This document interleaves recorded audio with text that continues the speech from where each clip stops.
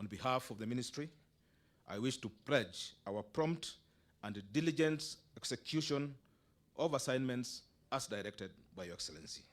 With those remarks, it is now my pleasure to invite you to deliver your address and flag off the consignment before us. Ladies and gentlemen, His Excellency, the Deputy President of the Republic of Kenya.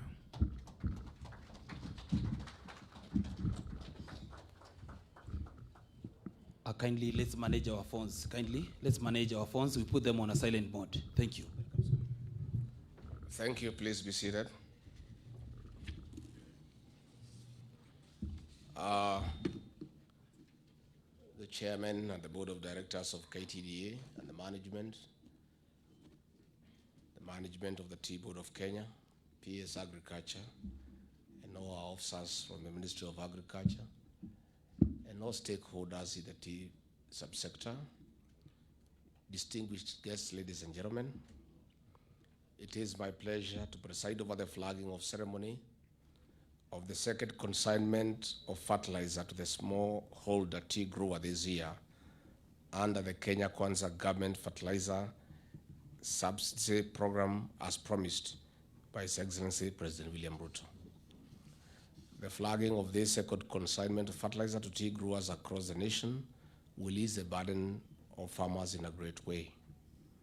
The 3.7 billion Kenya shillings subsidy for the fertilizer announced by President Ruto saw the cost of 50 kg bag drop from 6,500 to 3,500 for our farmers. This is a promise we made and we have kept. As the Kenya Kwanza government, we remain committed to the agricultural reforms for increased productivity of all the sectors. The role played by the tea subsector in Kenya cannot be gainsaid. It is one of the key drivers of Kenya's socio-economic development and a pillar of economic growth.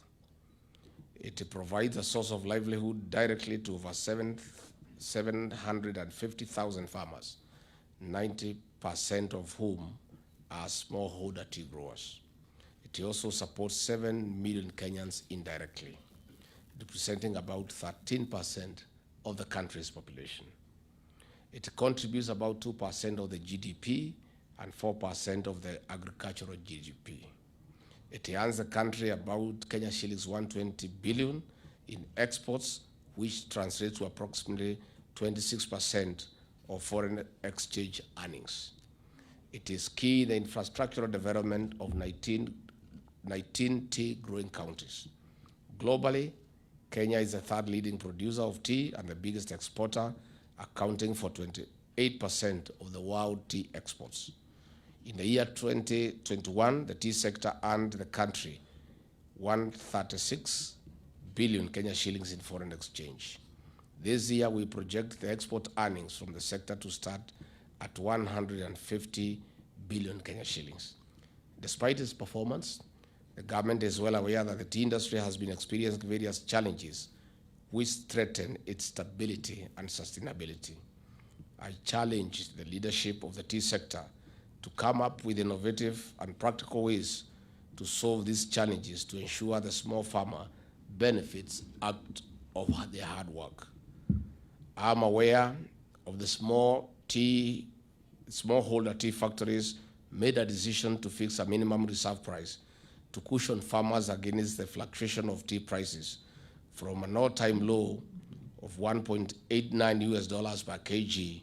To date, this decision has resulted in improved prices to an average of $2.64 per kg in October 2022. Several key reforms have been introduced by the Tea Act 2020, aimed at improving returns to the tea farmer by reducing the various costs borne by the tea growers, cushioning the tea growers against price fluctuations, and enhancing governance and operational efficiency along tea value chain. To cushion tea farmers from an upsurge in fertilizer prices occasioned by the global economic factors, leading to the decline in returns for the tea farmer, the government has provided 4.4 billion Kenya shillings as fertilizer subsidy to tea farmers in all the 54 small tea factories this financial year. We'll work together to ensure these challenges are addressed.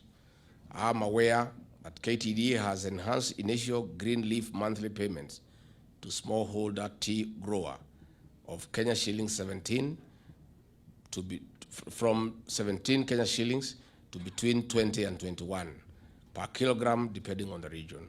Monthly payments to tea farmers are also being remitted on a timely basis by the first week, that is the 5th of every month, as opposed to the third week, and I commend you. In this regard, tea farmers will be able to pay for the fertilizer with ease. However, I'm aware that the full implementation of the tea reforms has been hampered by ex parte court orders suspending the implementation of several provisions of the Tea Act. I'm also aware that though tea growers from 54 tea factories have elected new directors through the democratic system on one grower, one vote, using their respective factory company memorandum and articles of association, this has also been contested by the previous office bearers. Finally, in order to sustain improved returns to the tea farmers, it is important for us to sustain the momentum in implementing the tea reform agenda. Thank you so much, and God bless you. Our stakeholders, I want to confirm. In 40 days, you have seen nothing yet. This is our sector. Please sit down. President William Ruto and I and our team believe the only way to sort out the economy of this country and turn it around is through increased productivity in agriculture. And the only way to improve the quality of lives for the people of Kenya is to make sure that our farmers get value for money. And the farmers who toil every day get adequately compensated for their sweat. Our government is so keen on agriculture that in every discussion that we have with the president, this productivity of orthodox tea